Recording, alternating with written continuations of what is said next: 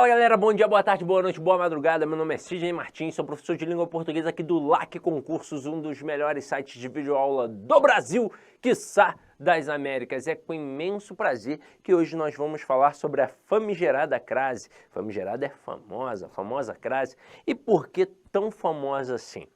Porque verdade precisa ser dita. É um assunto que basicamente cai em todas as provas de concursos públicos, independentemente de banca ou de área de atuação. Vai cair no Sebrasp? Vai. Vai cair na FCC? Vai. Na FGV? Vai. Mas e se for uma banquinha nova que está surgindo lá na Conchinchina? Vai cair. E se for prova de segurança pública? Vai cair. E de magistério? Vai cair. E de tribunais? Vai cair. Só que é o seguinte, de vez em quando não aparece. Ah, ó, tá vendo? Estudei crase e não apareceu. É a exceção. A regra é ter uma questão de crase. Então sempre estude. Agora, o problema é que durante muito tempo criaram duas imagens da crase. Uma de que ela era muito fácil e outra de que ela era muito difícil.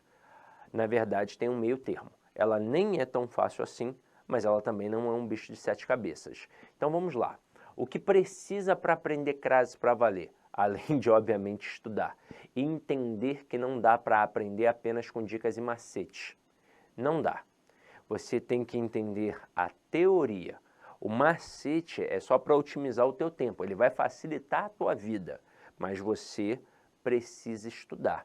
E muitos não conseguem entender a crase por não perceber que este assunto está relacionado a diversos outros assuntos.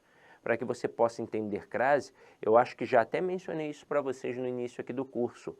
Você tem que saber o que é um verbo, você tem que saber o que é um substantivo, você tem que saber o que é uma preposição, o que é um artigo, o que é um pronome, você tem que saber transitividade verbal, regência nominal, tem que saber um pouco de análise sintática, um pouco de análise semântica, para realmente entender crase.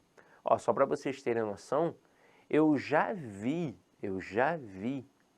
professoras, para ser mais específico, duas professoras, uma brigando no preparatório para concurso e outra brigando na escola, brigando, modo de dizer, né, com os alunos para provar que eles tinham que estudar a crase para o concurso que eles iam fazer.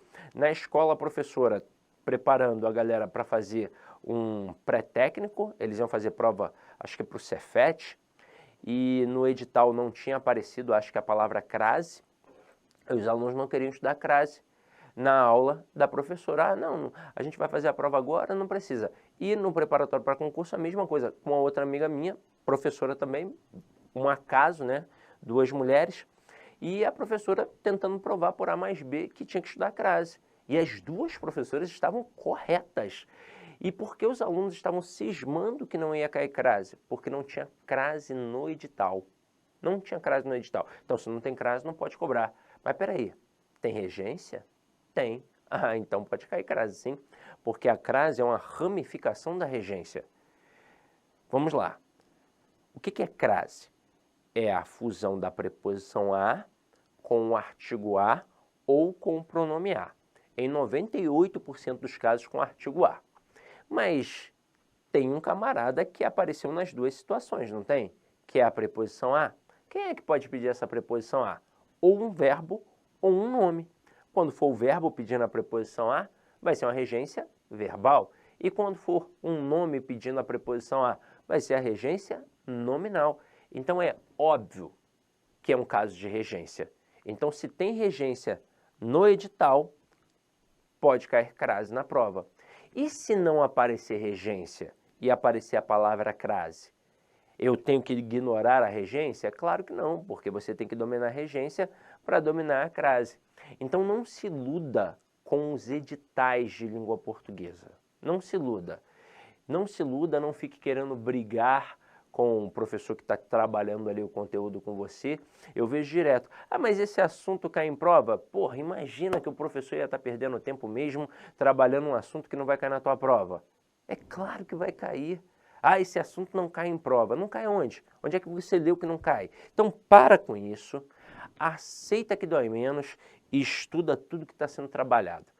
E, na verdade, nós deveremos ter muito mais tempo, mas nunca tem esse tempo todo.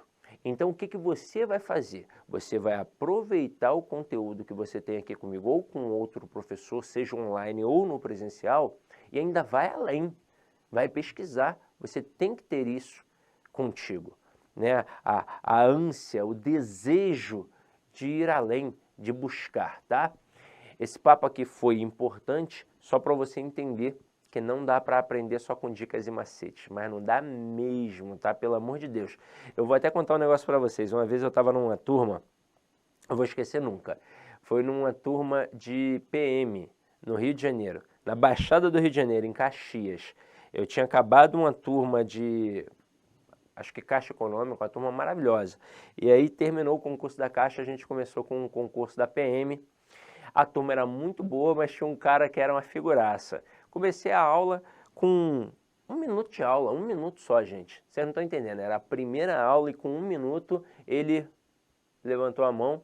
Era um curso presencial, então eram poucas aulas, não tinha uma carga horária legal, então a gente tinha que meio que escolher assunto para poder trabalhar. E aí ele levantou a mão e falou assim, qual é, professor, não quero aprender isso não. Eu falei, caramba, será que eu entrei na sala errada? Aí eu falei, qual foi? Aí ele, não quero fazer faculdade de letras não, quero aprender português não, só quero passar na prova. Aí ele foi e mandou assim, ele deu mole, eu vi que ele era mandado. Por que você não faz como o professor fulano de tal? Eu estudo com o professor fulano de tal há 6 anos, só dicas e macetes, é assim que funciona. Aí veio na ponta da língua, na hora. Falei, tá, mas em qual concurso você passou? Ele, em nenhum. Falei, tá explicado, né, irmão? Então para com essa bobeira de dicas e macetes e vem aprender aqui o conteúdo. E esse cara era chato, hein? Eu continuei lá o curso, coisa e tal, a aula, aí estava trabalhando período simples, apenas um verbo. Aí ele foi falar assim, mas professor, isso aí é muito mole.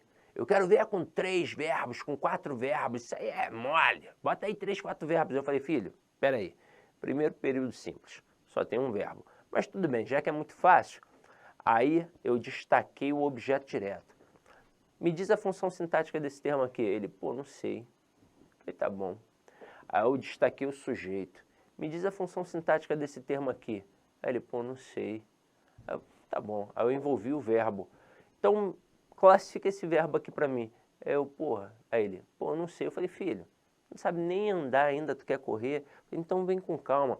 E é por isso que eu digo, é muito importante a humildade para o professor e principalmente para o aluno nessa jornada do concurso público.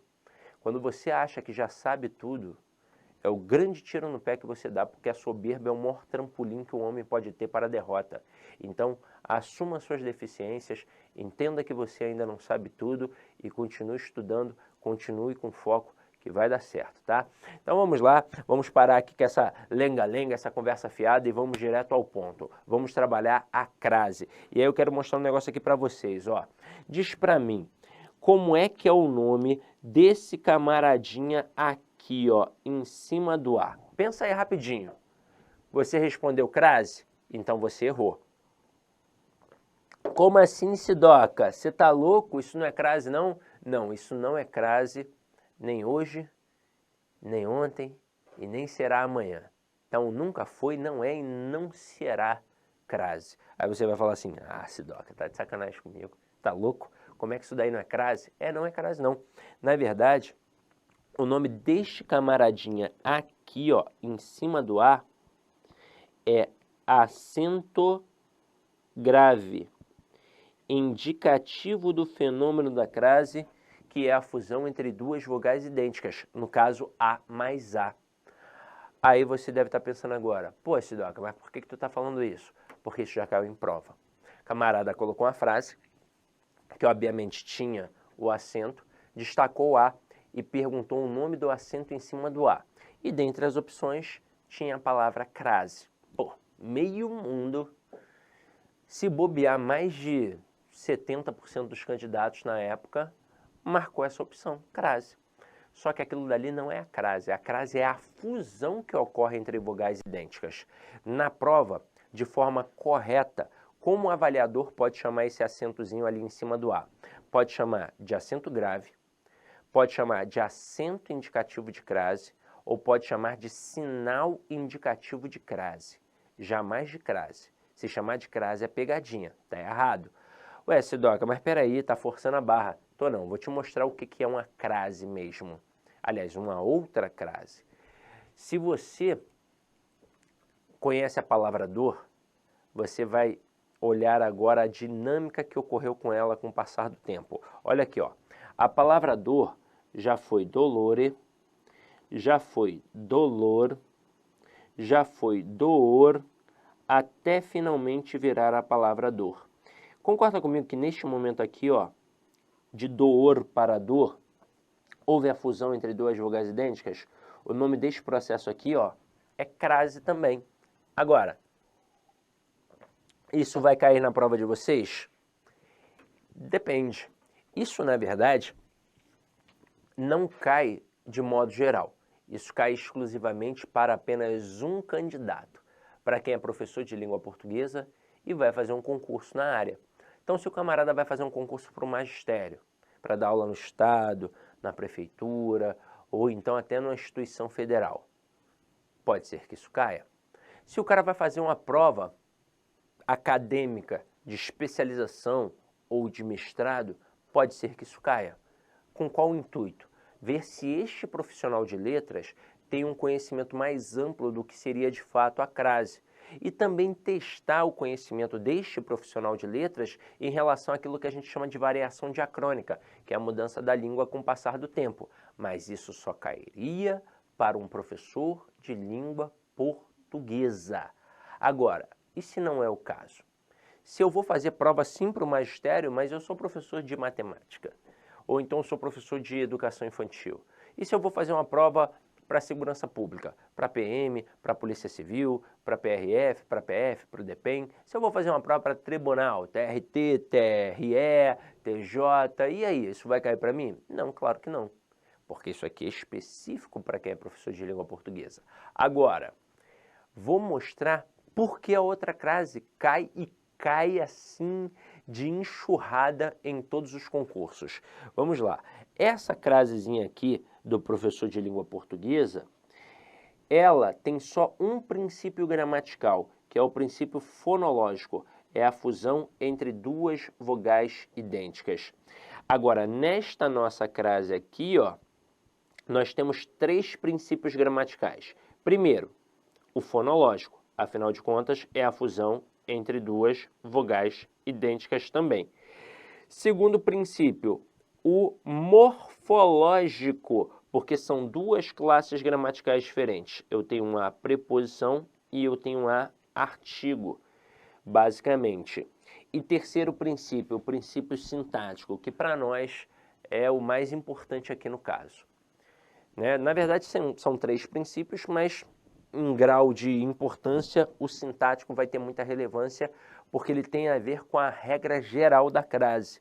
Qual é a regra geral da crase? Se você pegar para anotar no teu caderno, não vai passar de uma linha. É assim, ó, o termo anterior vai exigir a preposição a e o termo posterior vai admitir o artigo a. E aí você vai pensar, poxa, se é tão simples assim, por que então eu erro no dia da prova? Porque geralmente o candidato só olha para o termo anterior e se esquece de olhar para o termo posterior. Então a verdade é que a gente tem que olhar para dois termos, para quem está antes do a e para quem está depois do a. Vamos colocar isso agora em prática. Se liga aqui, ó. Vou pegar aqui a netinha roxa e vou colocar assim, ó. Refiro-me, pontinho, pontinho, diretora.